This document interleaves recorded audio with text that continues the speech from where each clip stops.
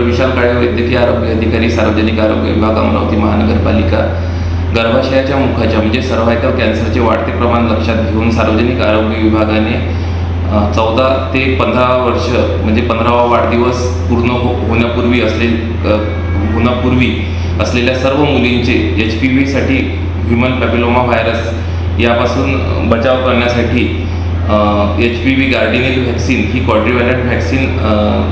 नव्याने सुरू करण्यात आलेली आहे व अमरावती महानगरपालिकेच्या सर्व 13 शहरी आरोग्य केंद्रावर ही व्हॅक्सिन पुढील 90 दिवसात मोहीम राबवून पूर्ण मुलींना देण्याचे मानस व नियोजन अमरावती महानगरपालिकेतर्फे केलेले आहे। तरी अमरावती सदर व्हॅक्सिनमुळे HPV सर्व्हायकल कॅन्सरच्या प्रमाणात लक्षणीय प्रमाणात घट होते। तरी सर्व अमरावतीकरांनी याचा लाभ घ्यावा यासाठी नियोजन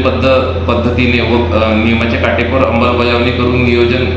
माननीय आयुक्त सौम्या शर्मा चांडक मॅडम तसेच माननीय महापौर साहेब श्री तेजवानी साहेब तसेच अमरावती महानगरपालिकेचे माननीय उपमहापौर सचिन भेंडे दादा यांनी याचे नियोजन केलेले आहे।